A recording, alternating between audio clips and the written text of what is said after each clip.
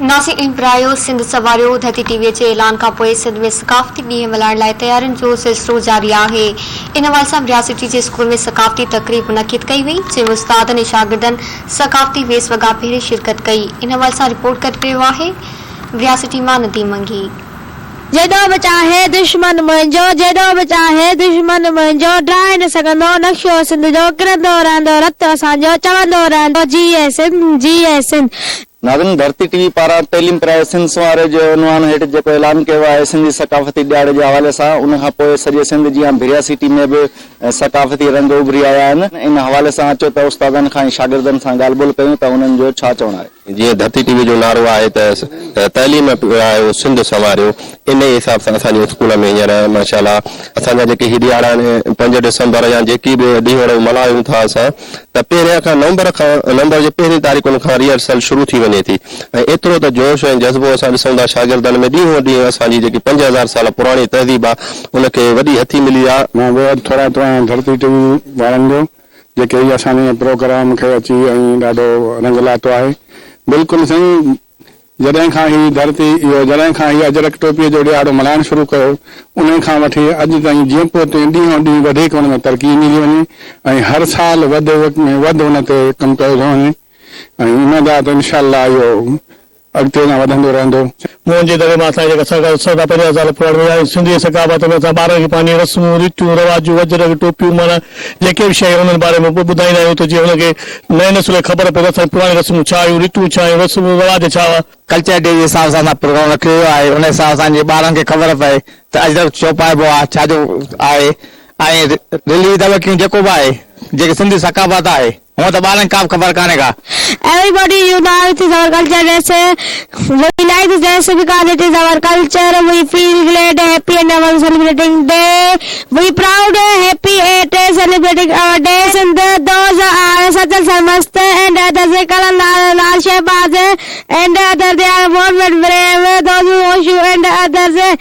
It is a better rich Sindhuro is called साहिब तुंहिंजी साहिबी अजब ॾिठीसूं पन बोड़े पाताल में परण तारी तूं जेकर अची मूं त मेरा ई माल हां। 5 डिसंबर जे ॾियारे ते भरपूर तरीक़े सां सिंधी सकाफ़ती ॾियारो मल्हाईंदा ऐं रैलियूं कढंदा। कैमरामैन हमीद कुरेश सां गॾु नदीम अली मंगी, धरती टीवी, भिरिया सिटी।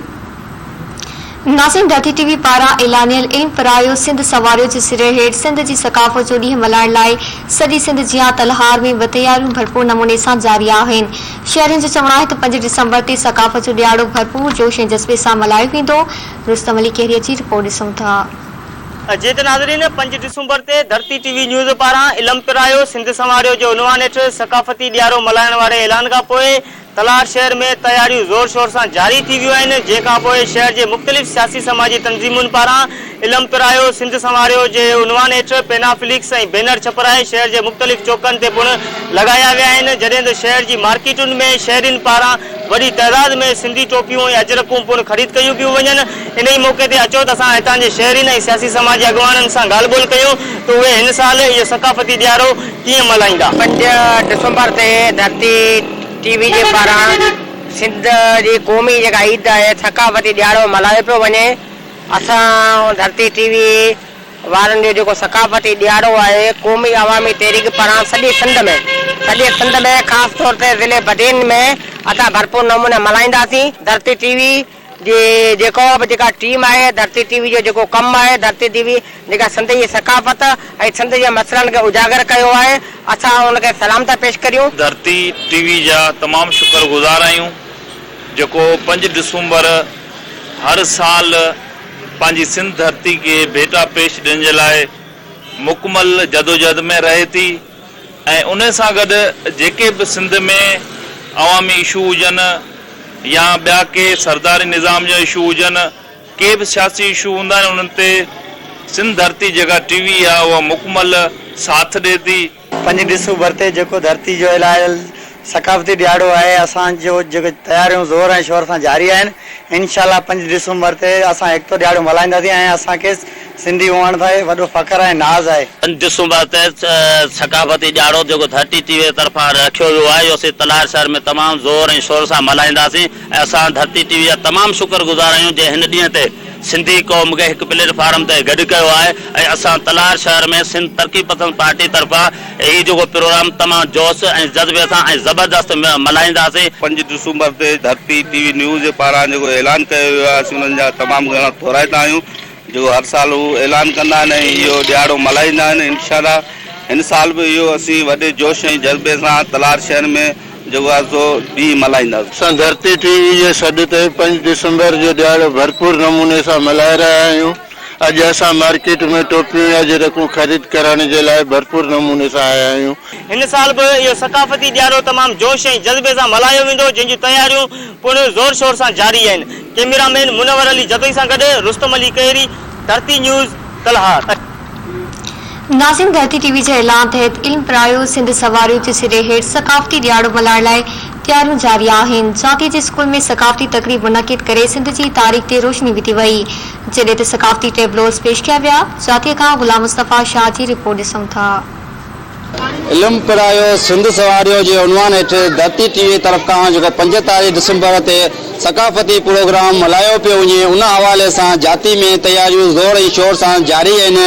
अॼु गवर्नमेंट प्राइमरी मुगबिन स्कूल में प्रोग्राम मुनक़द कयो वियो आहे।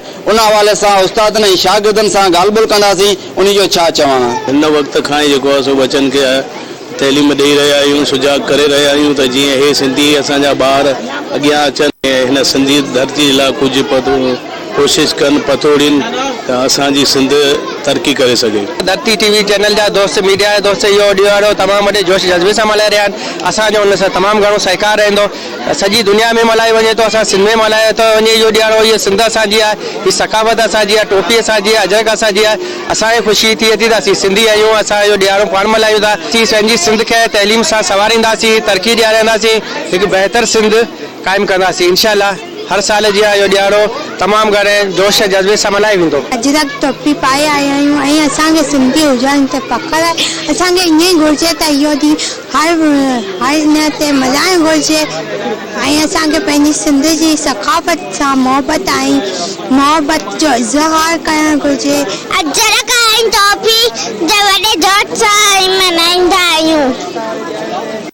जोश ज़बरदस्त सां सिंध जी 5 दिसंबर ते मल्हाईंदा, जीअं सिंध जीअं लतीफ़। दिसंबर ते असां धरती टीवी सां प्रोग्राम मल्हाईंदासीं।